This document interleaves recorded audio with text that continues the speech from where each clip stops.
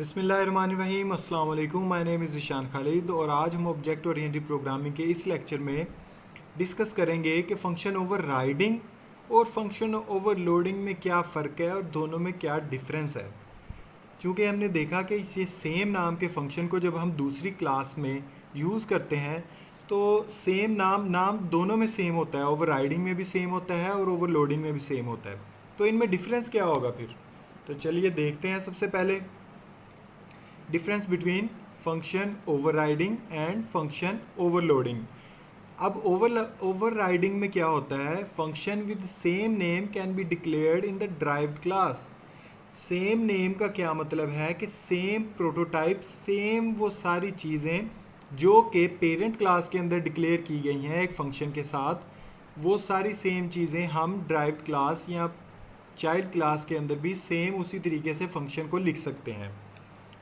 जबकि ओवरलोडिंग में क्या होता है, function can be declared with same name, इसमें भी हम सेम नेम के साथ लिख सकते हैं, मगर जो दूसरी क्लास में जब हम फंक्शन यूज़ करेंगे उसमें तीन चीज़ों का डिफरेंस होना चाहिए। उसमें वो क्या क्या है, नंबर ऑफ पैरामीटर्स, के जो पैरामीटर्स के नंबर हैं, मतलब दो पैरामीटर्स अगर पेरेंट क्लास में या एक अलग फंक्शन में जिसका नाम सेम है उसके अंदर दो पैरामीटर पास करवाए गए हैं, तो उसी क्लास के अंदर ही अगर हम दूसरा फंक्शन उसी नाम के साथ यूज़ कर रहे हैं तो उसमें एक पैरामीटर पास करवा सकते हैं।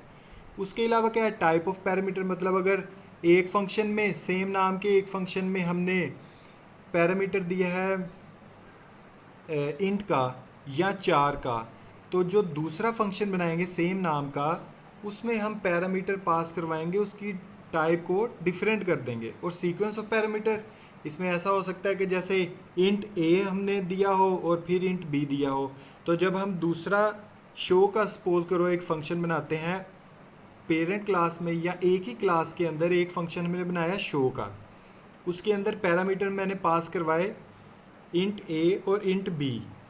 अब सेम क्लास के अंदर ही मैं दूसरा फंक्शन उसी नाम का अगर बना रहा हूँ तो मुझे क्या डिफरेंट करना पड़ेगा, सीक्वेंस ऑफ पैरामीटर भी डिफरेंट कर सकता हूँ मैं। वो किस तरह से कि इंट बी लिख सकता हूँ और फिर इंट ए लिख सकता हूँ, तो इस तरह से पैरामीटर का सीक्वेंस भी चेंज हो जाता है।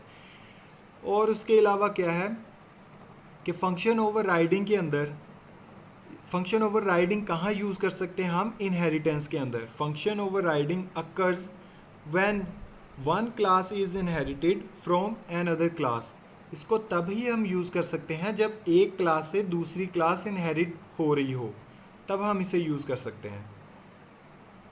और फंक्शन ओवरलोडिंग को कब यूज़ कर सकते हैं, function overloading can occur without inheritance. इसको इनहेरिटेंस के बगैर भी यूज़ कर सकते हैं, दो डिफरेंट क्लासेस के अंदर भी यूज़ कर सकते हैं और एक क्लास के अंदर भी यूज़ कर सकते हैं। जैसे मैंने आपको अभी एग्जांपल दी कि एक ही क्लास के अंदर मैंने शो के दो फंक्शन बनाए, लेकिन इन तीनों में से कुछ भी उनमें डिफरेंट करके मैं सेम नाम का फंक्शन बना सकता हूँ, लेकिन मुझे इन तीन चीज़ों का ख्याल करना पड़ेगा कि इनमें से एक भी मैंने चेंज करनी है उसमें, या नंबर ऑफ़ पैरामीटर चेंज हो या टाइप ऑफ पैरामीटर चेंज हो या सीक्वेंस ऑफ पैरामीटर चेंज हो, दोनों में सेम सीक्वेंस ना हो, सेम टाइप ना हो और सेम नंबर ऑफ़ पैरामीटर्स ना हो।